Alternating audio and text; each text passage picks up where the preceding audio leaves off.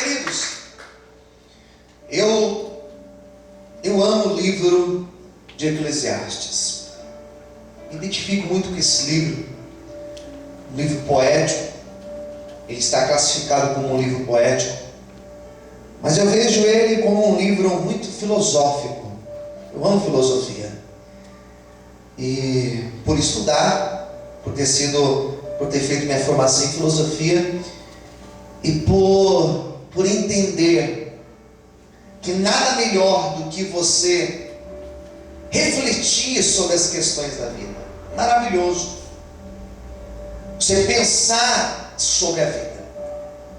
E o livro de Eclesiastes é um livro filosófico, como já disse, um livro poético. Existe toda uma poesia na sua escrita, e é um livro que também me identifico, porque ele fala sobre a nossa vida.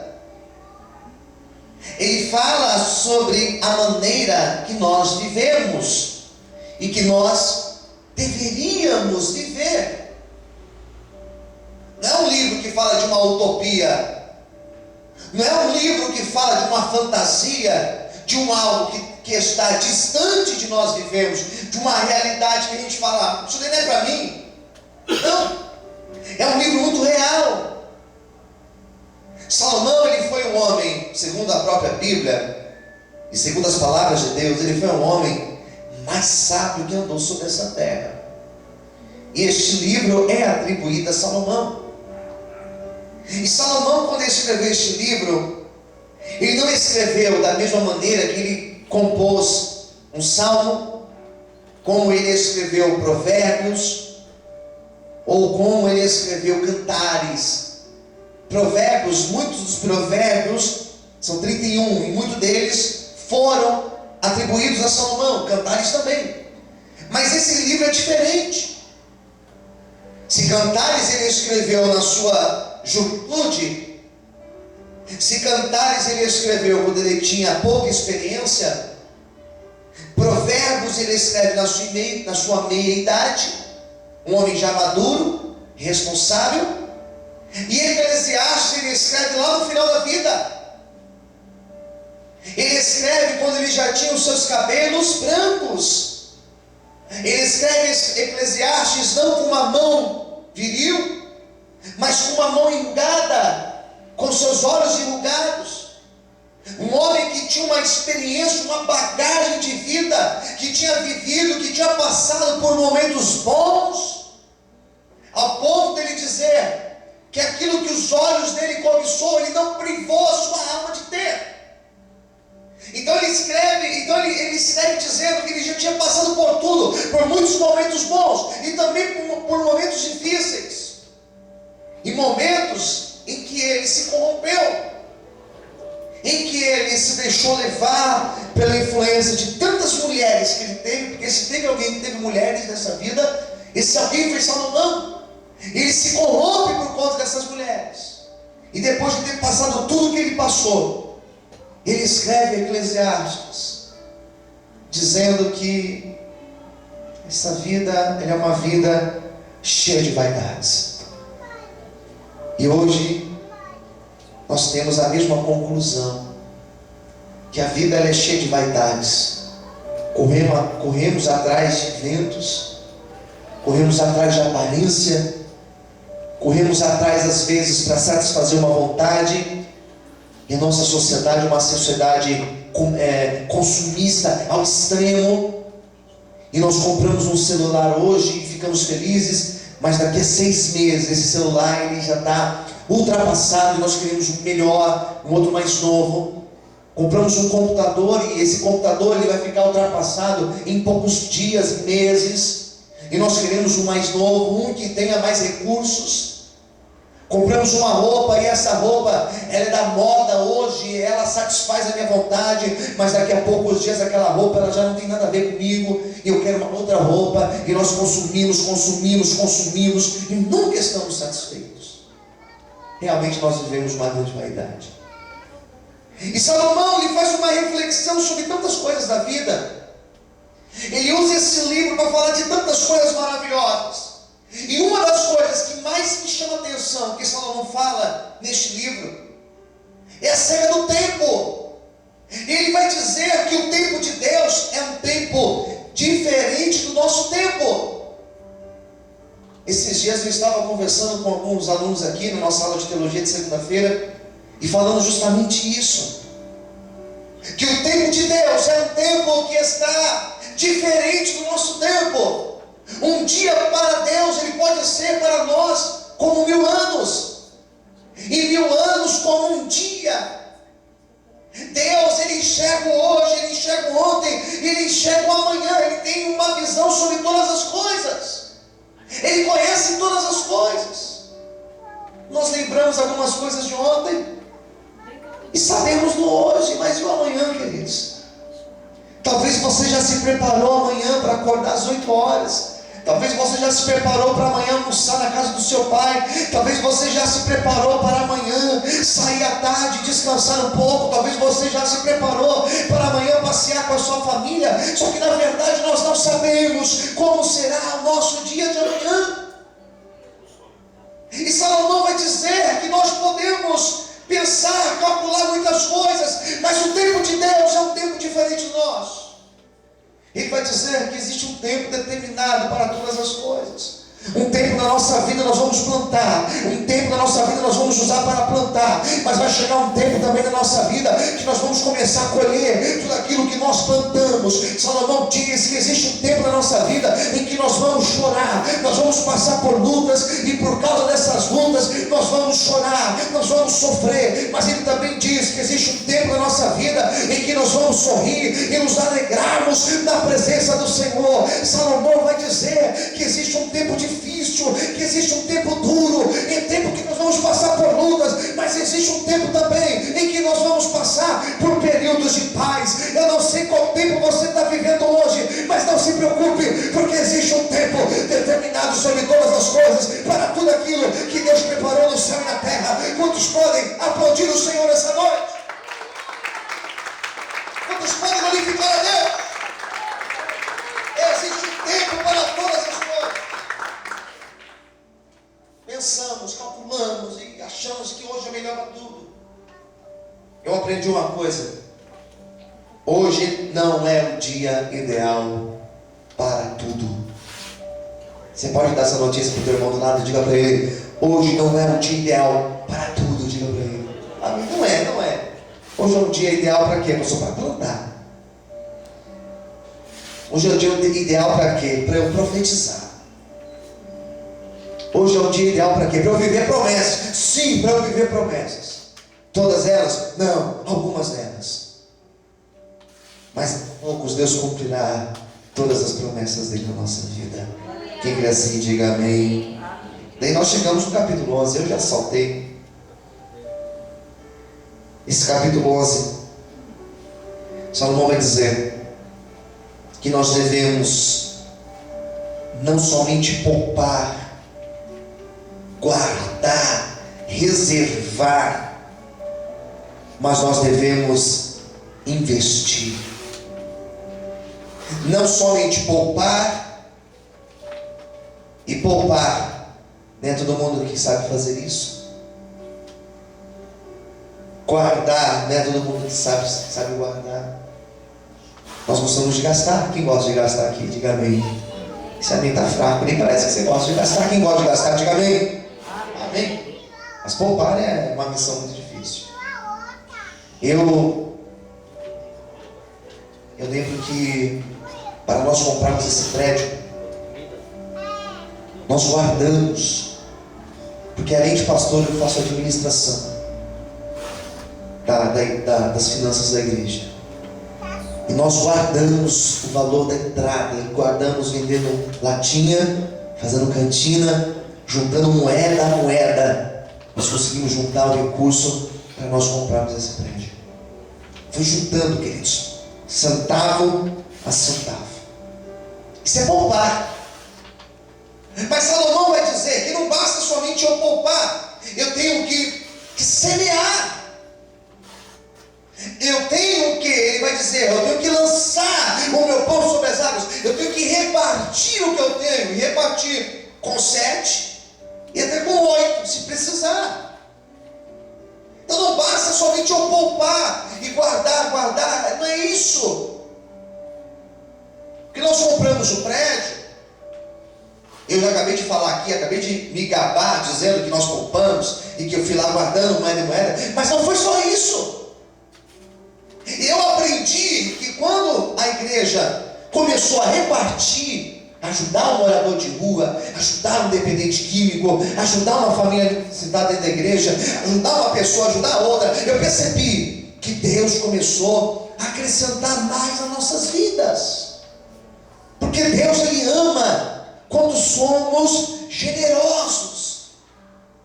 Quando eu vou repartir o que eu tenho.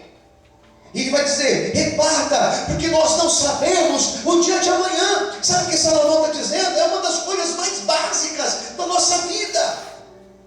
Ele está dizendo que hoje eu posso ter para repartir, mas amanhã eu posso precisar de ajuda. Hoje, se eu estou numa condição de ajudar, olha, glória a Deus, mas amanhã eu posso precisar. Se hoje eu estou aqui na posição de estender a mão e levantar alguém que está caído, eu não posso me gabar disso, porque amanhã eu posso estar caído. E se eu fui misericordioso, a misericórdia também, ela vai alcançar a minha vida. Quem está entendendo, diga amém. É isso que ele está dizendo. Para nós sermos mais generosos, para pensarmos no dia de amanhã. Como somos egoístas. Como às vezes, eu tenho visto pessoas na igreja às vezes, se colocando na posição de juiz, e julga um, e julga o outro, e condena um, e condena o outro, e se acha melhor do que um, melhor do que o outro. Ei, quem somos nós? E a própria Bíblia vai dizer que se eu sou misericordioso, a misericórdia me alcança. Se eu sou bondoso, a bondade de Deus me alcança. Se eu estendo a mão, a mesma mão que eu estendo para abençoar, é a mesma mão que também estará aberta para Deus colocar a bênção dele sobre a nossa vida. Por isso, aprenda a ser generoso, aprenda a ser grato, aprenda a repartir, para que Deus possa te honrar e te abençoar cada dia mais e mais, em nome de Jesus. Quantos podem aplaudir e glorificar o Senhor nessa noite? Aleluia! Amém, queridos? Aprenda a ser generoso. Amém? Ele vai dizer, olha o que diz aqui. Quem observa o vento, eu estou no 4. Quem observa o vento nunca cegará, e o que olha as nuvens nunca cegará. Sabe o que ele está dizendo? Que aquele que olha as circunstâncias, ele fica parado no tempo. Quem entendeu, diga amém. Se eu olhar para os meus problemas, se eu fosse olhar para os meus problemas em casa, os meus problemas de saúde, os meus problemas financeiros, os meus problemas A, B, C, se eu fosse olhar para os problemas que eu tenho, eu não estaria aqui hoje. Se eu fosse olhar para as dificuldades, eu já teria parado, há muito tempo. Para pensar, o dia de hoje, talvez o teu dia foi uma bênção, mas talvez o teu dia foi naqueles dias difíceis. Hoje Deus me deu um livramento, hoje eu quase arrebentei meu carro, hoje, foi um livramento, estava contando para o Adilson, foi um livramento que Deus me deu, daqueles. Eu até comentei com a minha esposa, eu nunca tive um livramento tão assim, dirigir, nunca, foi um livramento daqueles. E se eu fosse olhar para isso, sei lá, se eu estaria aqui hoje. Então, se nós fôssemos olhar para as circunstâncias, nós não estaríamos aqui. Se fôssemos olhar para as dificuldades, não serviríamos mais a Deus. Preste atenção, se fôssemos olhar para os problemas, talvez já teríamos abandonado a fé, mas nós estamos aqui porque nós olhamos para Deus. Nós estamos aqui não porque o vento está favorável, não porque a chuva veio, não porque Deus mandou a provisão. Nós estamos aqui porque acreditamos que no tempo certo Deus vai bradar na nossa vida e a promessa dele, ela vai se cumprir na nossa casa, na nossa história, em todas as áreas da nossa vida. Em nome de Jesus, você pode desocupar sua mão e aplaudir e glorificar ao Senhor bem forte nessa noite. Aleluia! Amém, queridos? Ei, olha aqui para mim, por favor, não olhe para a circunstância. circunstâncias da tua vida. Não olhe para o mau tempo. Não olhe para aquilo que aconteceu ou deixou de acontecer. Não olhe as circunstâncias, olhe para Deus. Quem está entendendo a pregação de hoje? Diga amém. Amém. Amém. E olha o que vai dizer aqui no versículo 5. Olha o que diz o 5. Assim como tu não sabes qual o caminho do vento, nem como se formam os ossos no ventre da que está grávida. Eu gosto dessa expressão aqui embaixo. Assim também não sabes as obras de Deus, que faz todas as coisas. Daí alguém vai dizer assim: pastor, mas hoje já existe estudo sobre o vento.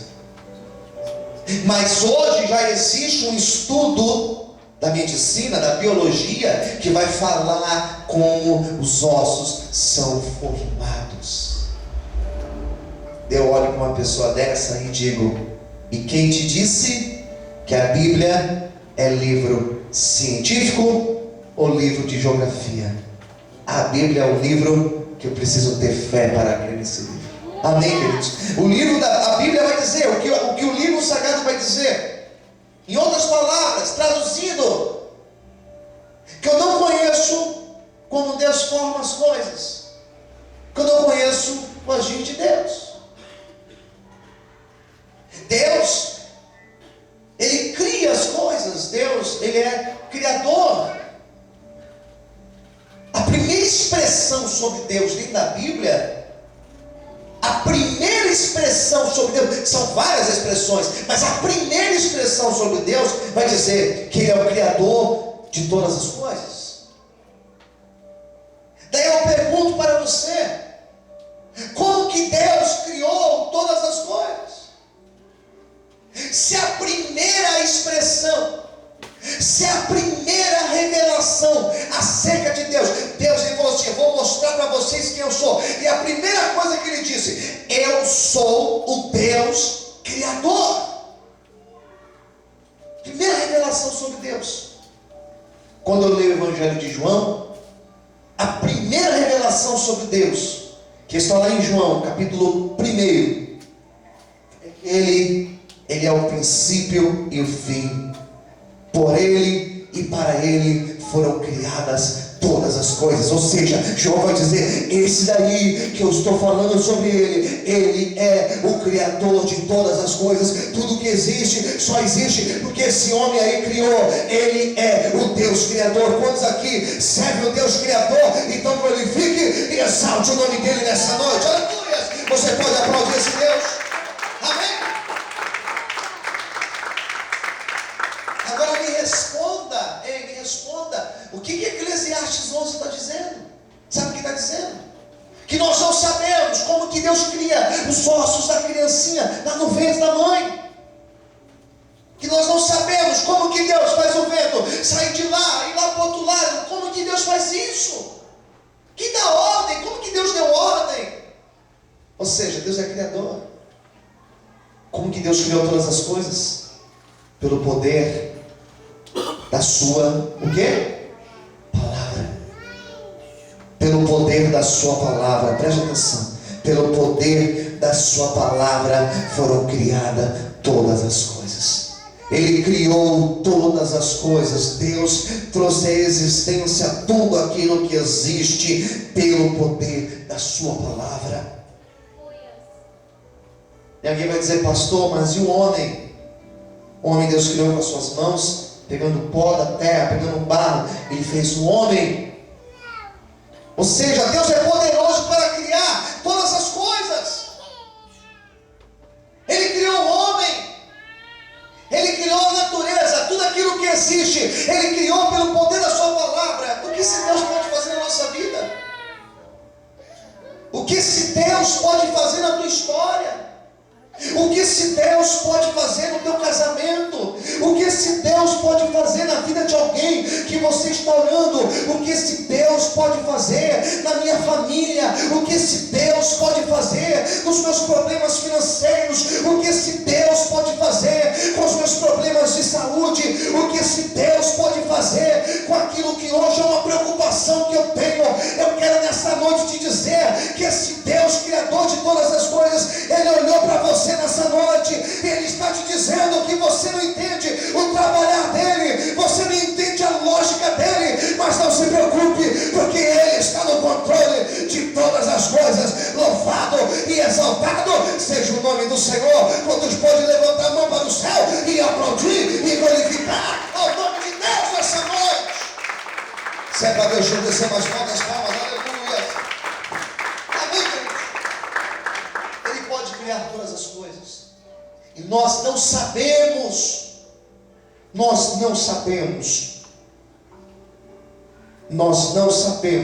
sobre o seu agir. E eu vou encerrar minha pregação hoje dizendo para você que Salomão, ele passou a vida inteira, e no final da sua vida ele falou assim: olha, eu não entendo o agir de Deus.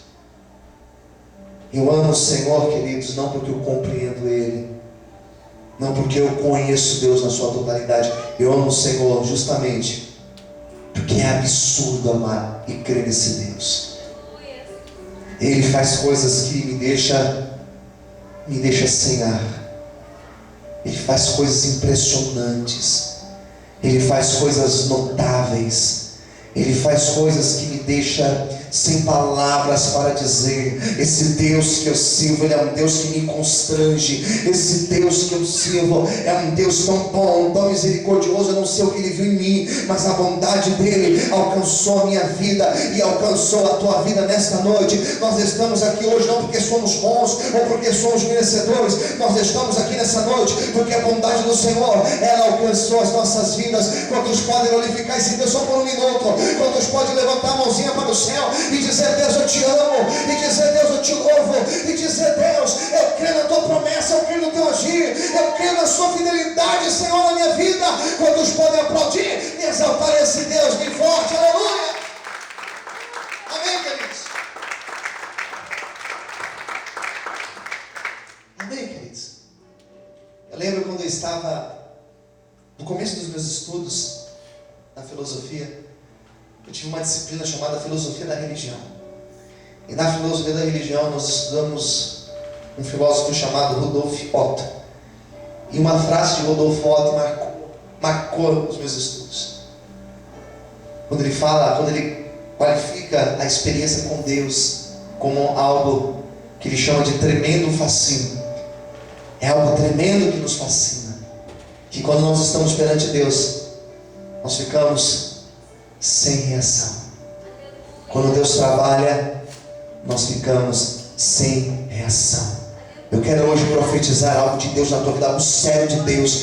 Deus fará algo na tua vida, Deus fará algo na tua história, Deus fará algo na tua família, Deus fará algo naquilo que você está olhando, que vai te deixar sem reação. Você ficará de boca aberta e você vai dizer: é esse o Deus que eu sirvo, é esse o Deus que eu adoro. Quem recebe esta profecia, aplauda e exalte a esse Deus nessa noite.